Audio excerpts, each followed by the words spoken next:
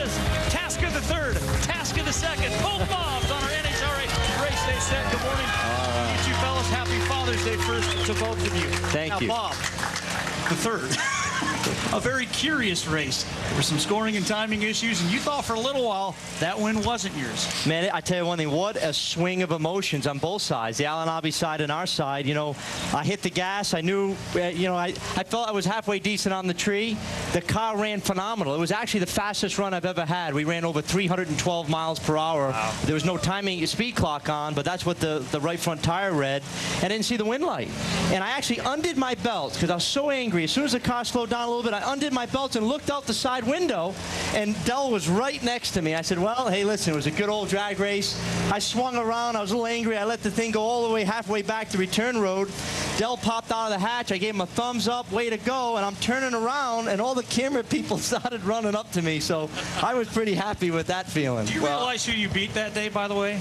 Ashley Force. Take a look at this graphic. Ashley Force, John Force, Matt Hagan, the most recent winner, Dell, about as hungry as they come in funny car right now. That's a stacked day. Yeah, it wasn't an easy afternoon for us, but we ran low ET top speed all 3 sessions. Just so proud of Mark Denner and Chris Cunningham on the work they did with that all-Ford Boss engine. Well, obviously you had a great car, but I want to ask your dad. You know, it is Father's Day, so you can say anything you want and you can't say nothing back. So how was he growing up? Was he a handful or was he a good kid?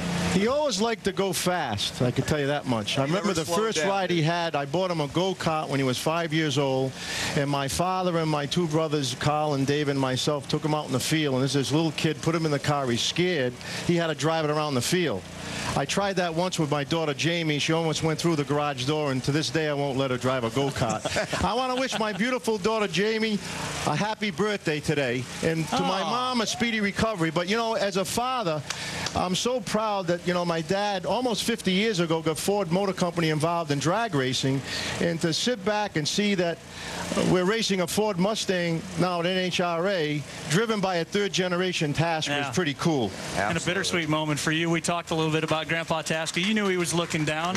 Yeah, no, you know, it's so hard to say goodbye. He passed away in January, but such an amazing person, and just blessed to have had him as many years as we had.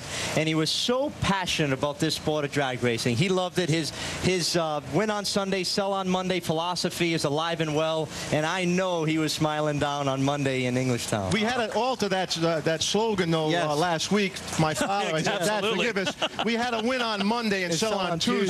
Well, what about Monday afternoon? There was still plenty of time following Englishtown. The side, of course, of your first alcohol funny car win. You went through Sluggers Road that day, too. You beat your idol, Frank Manzo, in the semis. Got through Bob Newberry in the finals.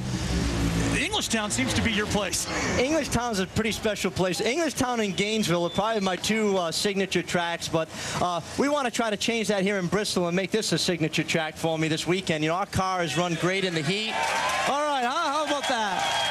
And the first time I came to Bristol, I walked in the tower, and there's a picture of my grandfather's car in the tower. So this is a pretty special place for us, too. Well, let's find out how Bob Tasca is doing in points following that big win in Englishtown. And Mike, I want to get your thoughts on this category as well. It's the most competitive, and you see Bob Tasca in there at the number 6 spot. Oh, without a doubt, in that battle for the 10th spot. Remember, Robert Height was able to win from that 10th position once it got to the countdown. So anybody's got a shot, especially in funny car.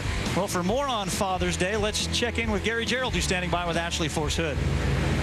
Well, in conjunction with the Father's Day weekend, how about this publication, Fathers and Daughters and Sports, and one of the contributing authors, if you will, Ashley Force Hood, who has a chapter in here on what it was like growing up with that wild man that we know as John Force, her dad.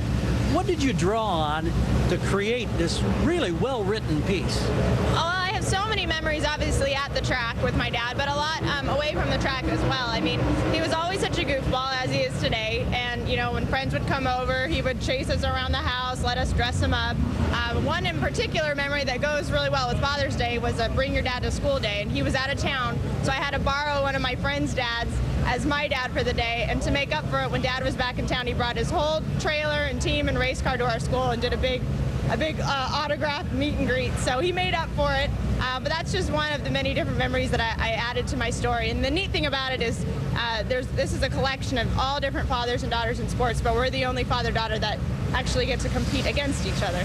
It's a delightful read. I encourage you, fathers, daughters, and sports. You won't regret it. Definitely going to pick that up. Mike, let's talk about our Geico Power Sports matchup to watch, which comes your way next. It involves our guest right over there. Oh, and it's a great matchup. Bob Tasca, number 7 qualifier, but he was quickest 3 out of the 4 runs. When the session was hot, he was the car to beat, and he will be today. But Ron Capps, always a tough competitor. You're not going to want to miss that first-round matchup. Absolutely. Lewis Bloom, a great stat guy. That's why we hire him. And I know, Lewis, you got a stat about Bob Tasca. You got it. Here's my stat of the day. In Bob's free race wins in his Nitro Funny Car career, 50% of his round wins at those events have come over drivers for John Force Racing. That's impressive. And I also drive a Ford. Bob loves that. Now, before you answer, we got our fan question. We can tie all this in together. Let's find Darren Stoltzfus out of Johnson City with another great question. Now, you've had a lot of big wins, but what was more meaningful to you? Was it beating John Force or beating the best alcohol funny car driver of all time, Frank Manzo? Oh, that's a tough question. That's a tough question. It's a great question. Well, I can answer it this way. If I'm in my alcohol funny car, it was the win over Frank Manzo. If I'm in my fuel car, it's the win over John Force. But, you know, I've always said to be a champion, you have to beat the champions. And I've been very fortunate, both with Frank and John, that I've had a great relationship with both. And I've learned so much from them. But trust me, when you pull up alongside Frank Manzo or John Force, you better bring your A game. So both very memorable.